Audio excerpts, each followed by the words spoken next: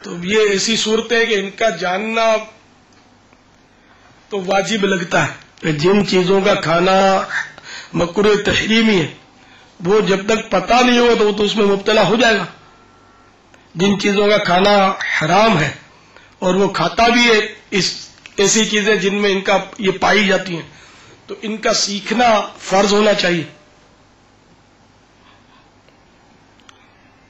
مثلا جو گوشت کھاتا ہے تو اس کو یہ ضروری ہے کہ پتہ ہونا چاہیے کہ اس میں کیا کھایا جائے اور کیا نہ کھایا جائے. اب پتہ ہی نہیں ہو تو پھر تو سب کچھ کھا جائے گا.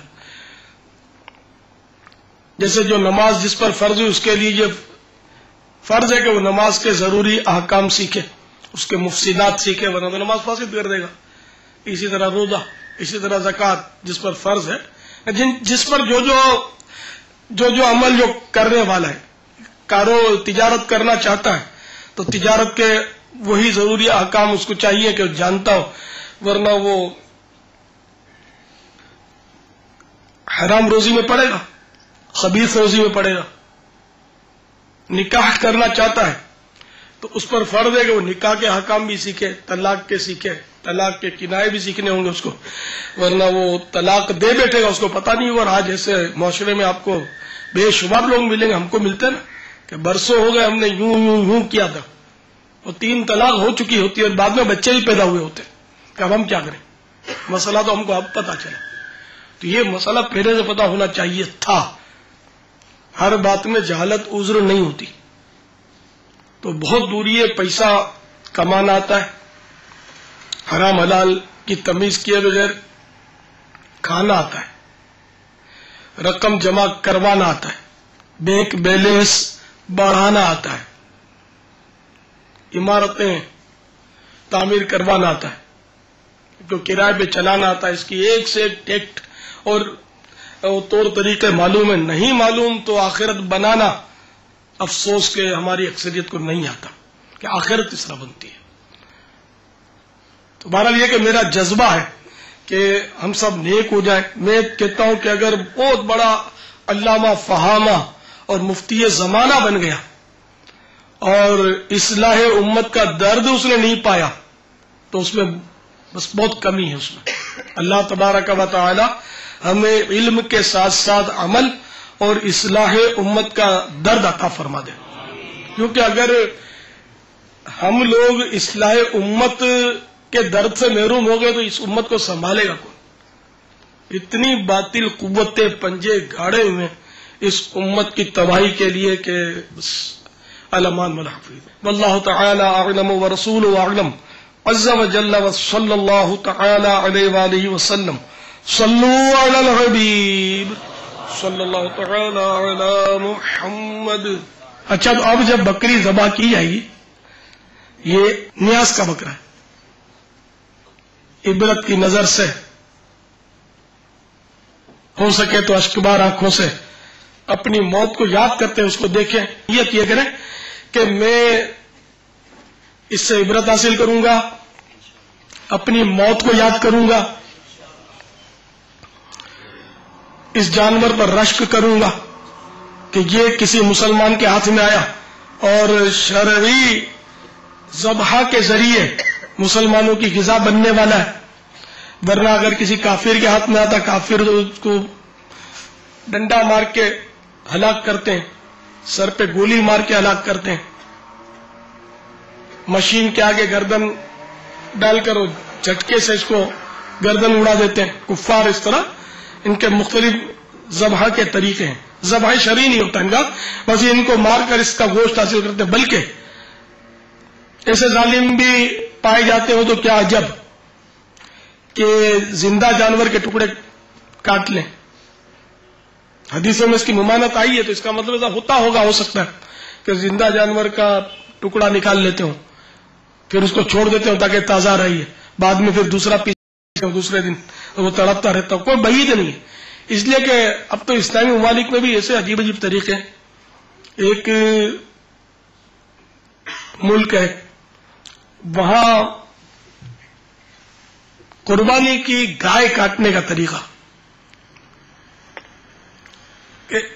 ایسے ملکوں میں مذبح بنے ہوئے ہوتے ہیں ذبح خانے، سلوٹر ہاؤس.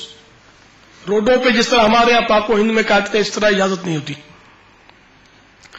تو ذبح خانے پر جیسے گائے لے گی تو لائن میں اب لگا دی گئی، باری آئے گی تو وہ اس کو کرین سے اس کی ٹانگ کھینچ کر اس کو دھکیلتے ہیں. ٹانگ کھینچنے کا انداز جو ہے نا وہ اس طرح ہوتا ہے، وہ کرین اس کی ٹانگ کو اس طرح کھینچتی ہے کہ چٹکنے کی آواز آتی ہے، اس کی ٹانگ پہلے ٹوٹتی ہے. یہ اسلامی ملک کا بتا رہا ہوں میں طریقہ. ٹانگ اس کی پہلے ٹوٹتی ہے، اب وہ گھسٹ کر کسی طرح وہ آگے بڑھتی ہے. وہاں چھری لے کر قصاب ہوتا ہے، مشین کے ذریعے اس کی ترکیب سے پھر اس کی گردن یوں کر کے کھڑے کھڑے اس کو چھری چلاتا ہے، پھر آگے اس کو دھکا مارا مشین کے ذریعے وہ آگے پہنچتی ہے، اور اس طرح ترکیب بنتی ہے. طرح طرح کے طریقے. خیر اس طرح اگر اس نے اللہ کا نام لے کر ذبح کیا تو وہ جانور حلال تو ہو جائے گا، لیکن طریقہ یہ غیر ضروری تکلیف ہے نا، اس کی پہلے سے ٹانگ بیچاری کی ٹوٹ جائے، اس طرح کرین سے اس کو کھینچنا، معاذ اللہ ثم معاذ اللہ.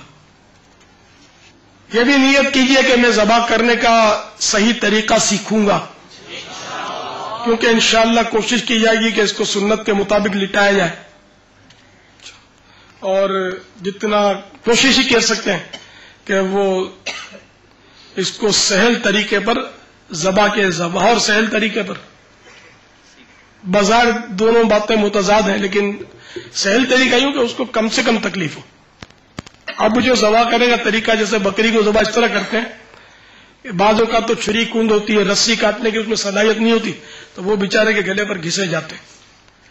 تو طریقہ یہ کہ اگر اس کی کھال سخت ہو نا بکری کی، گائے کی، تو اس پر پہلے اس حصے کو جہاں چھری پھیرنی ہے اس کو تھوڑا پانی ڈال دیا جائے تو وہ جگہ نرم ہو جائے گی. جب نرم ہو جائے گی تو اب چھری ہو تیز ہو، افضل یہی ہے کہ تیز چھری ہو، اور تیز چھری سے جلدی اس کو ذبح کیا جائے. اگر دیر تک رگڑتے رہیں گے تکلیف بیچاری کی ہوتی رہے گی. تو اتنی تیز چھری ہو اور ذبح کرنے والا ماہر ہو تو وہ فوری طور پہ اس کو ذبح کر دے گا. اور اس کی رگیں جو ہیں جو کٹنی ہے اس کو بھی سن لیجئے. اس کی 4 رگیں کٹنی ہے. ایک تو ہے حلقوم، جو سانس کی نلی، ایک یہاں گلے کے پاس اسپرنگ جیسی ہڈی کی گلی ہوتی ہے، نرم ہڈی کی وہ نلی ہوتی ہے، نل کی پائپ، تو اس کو بولتے ہیں حلقوم. اس کے اوپر ایک آپ نے اگر دیکھا ہو کبھی پھیپھڑا دیکھا ہو تو اس پہ چپکی ہوئی ہوتی ہے لال نلی، نل کی لال. یہ لال نل کی یہ غذا کی نالی ہوتی ہے، اس کو نیری کہتے ہیں. اور اس کے اغل بغل میں 2 خون کی بڑی بڑی رگیں ہوتی ہیں، اس کو بولتے ہیں ودجین.